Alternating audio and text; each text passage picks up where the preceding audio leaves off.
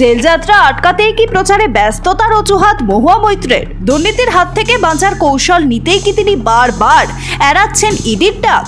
ঘুষের বিনিময়ে প্রশ্ন করার জন্য তাকে ফের ডেকে পাঠিয়েছিল ইডি, কিন্তু সেই ডাকে এদিনও সাড়া দেননি তিনি। উল্টে প্রচারে চলে যান কাটোয়া শহর লাগোয়া নয়াচরে।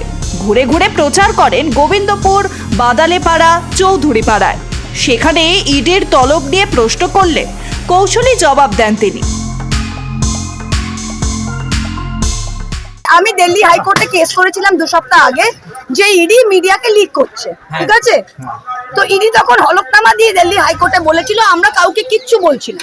আচ্ছা, আমি তো আপনাদের বলিনি, তাহলে ইডি যদি হলফনামা দিয়ে বলেছে তাহলে আপনারা কি দেখেছেন সেই সময়? ইডি তো হলফনামা দিয়ে বলেছে যে ওরা কি করছে ওরা মিডিয়াকে বলবে না। আর আমি তো প্রচার করছি না, আপনাদের কাছে কে খবর দিয়েছে আমি তো বলতে পারবো না। মহুয়ার দাবি তাকে তলবের খবর ইডি ফাঁস করেছে, কিন্তু নেতাদের তলব করা হলে সে খবর তো প্রকাশ্যে আসেই। তা বলে কি তিনি কেজরিওয়ালের মতো বরাবর সেই তলব এড়িয়ে যেতে পারেন?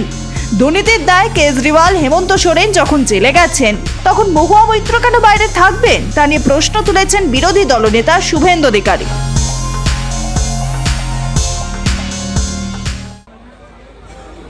প্রসাধন সামগ্রী ঘুষ নিয়েছে, ভ্যানিটি ব্যাগ ঘুষ নিয়েছে, কুকুর পর্যন্ত চুরি করেছে, পার্লামেন্টের পাসওয়ার্ড বিদেশে পাচার করেছে। তদন্ত তল্লাশির কি আছে? দেশ বিরোধী কাজ যদি করে থাকে যেটা প্রমাণিত, সংসদের এথিক্স কমিটি, লোকপাল,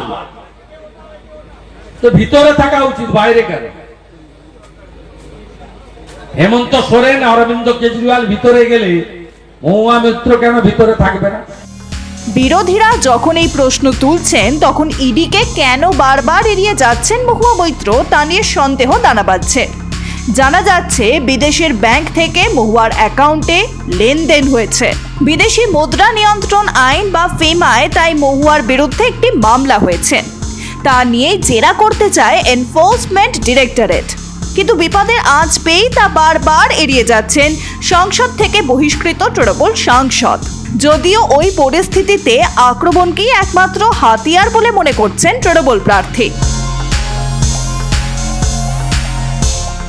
বিজেপির কাছে ওরা আমার প্রতি এত আকর্ষিত, ওরা বারবার আমার কাছে আসে, তা আমার খুব ভালো লাগে। সেদিন এসে খালি হাতে ঘুরে গেছে, আবার ইডি আসবে, সবে তো শুরু। ইডি আসবে, আইটি আসবে, প্রধানমন্ত্রী একবার এলেন, অমিত শাহ আসবে, কত নেতা মন্ত্রী আসবেন। আমি তো বলি কৃষ্ণগড়ে আসেন, সরপুরিয়া খান, ভোটটা আমার আরো পারুক।